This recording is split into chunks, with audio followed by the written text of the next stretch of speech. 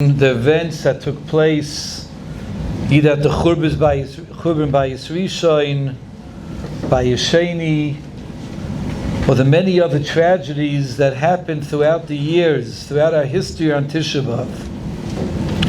This kinnus speaks about an event that took place 22 years before the Churban by Yisrishain, which would seem strange. What does that have to do with the Churban? We're sitting here crying over the Churban 22 years before. But as we go through the history, we'll see that a decision that was made 22 years before the Churban ultimately led to the Churban.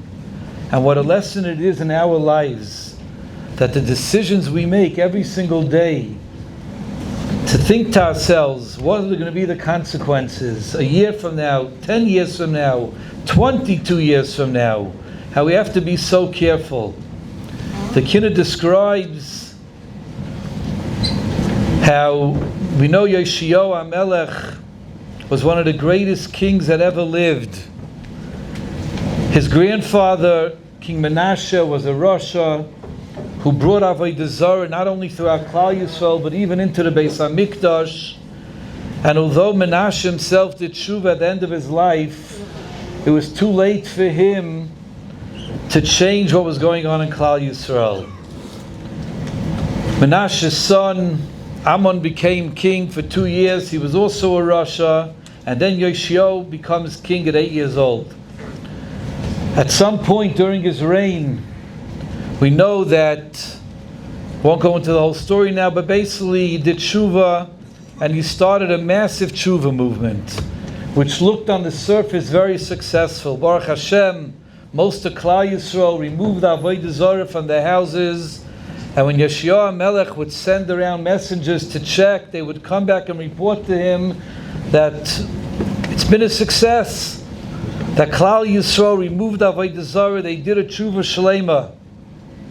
But little did they know that there were still many holdouts that were keeping Avodah Zarah in their homes. The Medrash describes how they would hide it behind double doors and split the Avodah Zarah in some way that when the messengers of Yoshiyahu HaMelech would go around, they wouldn't find them. In the last year of Yoshiyahu's reign, Nabi describes to us how Parai, that they wanted to come, and they wanted Parai, who was the king of Mitzrayim, which is in the south of Eretz Yisrael, decided to wage war against Syria. What's the easiest way to go from Egypt to Syria? You go through Eretz Yisrael. So he sent a message to Yoshiyahu HaMelech saying, we're not here to start up with the Yidden. All we want is our army should go through your land. Yoshiyahu HaMelech said, no way. Why not? He says, because there's a pasuk in B'chukaisai. The pasuk says in B'chukaisai Teilechu, that when Klal Yisrael is following the ways of the Rebbeinu Shalom, the pasuk says, V'cherev le'sava ba'artzachem. No sword, no army is going to go through the land. Yoshiyahu HaMelech says to himself, Klal Yisrael is in a state of in B'chukaisai Teilechu. He says, you can't go. Parai tells him, if you don't let me go through, we're coming anyway. And we're going to wage war with you then. And he says, I can't let you go through. Yirmiyahu HaNavi, who was the Gadol Hador at the time, sends a message to Yoshiyahu and tells him, my dear Yoshiyahu, you're making a mistake. Klal Yisrael is not as pure as you think. Let them go through. Because if you don't, it's going to lead to tragedy. And Yoshiyahu didn't listen. Not only that, but he also thought he would try with Huldah Neviah to ask her, and she was just as stark as Yirmiyahu and said, you cannot let them go through. Unfortunately, Yoshiyahu made the tragic decision to ignore the Gadol Hador. Parai comes, and his army starts going through Eretz Yisrael. And Yoshiyahu leads his army to block them. And this kinnus describes the tragic death of Yoshiyahu HaMelech as he's trying to block the Egyptian army from going through. And if you skip down to Ois Ayin, it says, Eidenu oitzim eina begevyoy noichatzim. That Yoshiyahu Melech, when they were throwing arrows at him, and he was closing his eyes. Arrow after arrow, they were shooting at Yoshiyahu Melech. Saduhu, they trapped him, this great tzaddik. V'samu kamatora lachitzim, and they made him like target practice for the arrows. Vayizruku boy shleish meis chitzim, and they shot into him 300 arrows, which, as Reb David explained, that 300 is always a lashon guzma, but it means arrow after arrow they're shooting into this great tzaddik. And as he's laying there dying, kalim hitu achrav ezoin moitzapiu. Yirmiyahu Hanavi, the Gadol Adar, who Yeshayahu didn't listen to, wants to hear what is going to be, what are his final words. And he goes next to him. V'ad mitzui nefesh ma'aseh fiu. And as his neshama is leaving his body, his beautiful ma'asim that he did in his life adorn him. Ruach sfasav hifza mipiu, and what are his words? Tzadik hu Hashem. Hashem is the righteous one. Ki marisi fiu, because I went against his words. And even though the kinnus goes on to say that the churban didn't happen for another 22 years, but this was the road to the final churban, and that's the message for us. We have to make the right decisions. We have to know our decisions have consequences. It's not just for now, but there's a more important message even in this kinnus. We speak about it every year. How we have manhigim, we have rebbeim, we have gedolei adar who lead us. And sometimes we don't understand what they're saying. But we have to believe that if they're the manhigim, they know what they're talking about.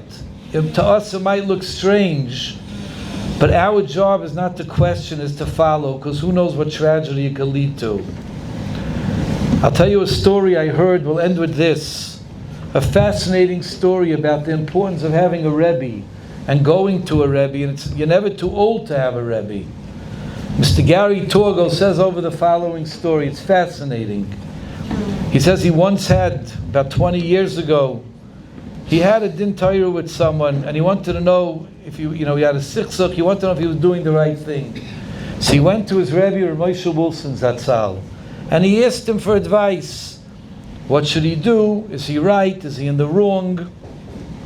And Rabbi Wilson told him, I can't answer the question, but I suggest that you go to Eretz Yisrael, go to Rav Chaim Kanievsky and ask him. But whatever he tells you, make sure to get it in writing.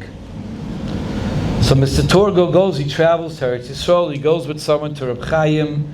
Now picture this, Rav Chaim's already in his 70s. Klal Yisrael is coming to him for everything, brachis, eitzis, everything. He walks into Reb Chaim and he tells him the story, and Reb Chaim tells him what he wants to hear, that he's right. So he says, I'm sorry to ask, but my Rebbe, Moshe Wolfson, asked me if Reb Chaim can give it to me in writing, so I'll have it to take back to America. Listen to what Reb Chaim tells him. He says, I can't give it to you in writing. He says, why not? He says, you have to go ask my Rebbe, Reb Michal Yehuda. If my Rebbe tells me I could put it in writing, then I'll put it in writing. So Mr. Torgo goes, he travels a few blocks in Bnei Brak, he goes to Reb Michal Yehuda, he tells him the story. Reb Michal Yehuda starts laughing, he says, Avada, tell him he could put it in writing. And only then did Reb Chaim write the psak for Gary Torgo. Rabbi Isai, you hear what's going on over here? Reb Chaim Kanievsky says, I won't put this in writing unless I have reshus from my Rebbe. What a lesson that is for us in our life. To have a Rebbe, to be close to a Rebbe, to ask and to listen when a Rebbe tells you to do something. Eichel ikonu me'elav, ben shmeina shon eichel lidroish me'elav. Ben eicham bi Avram chanu alav, lo yuska lo ishtigoi b'falav.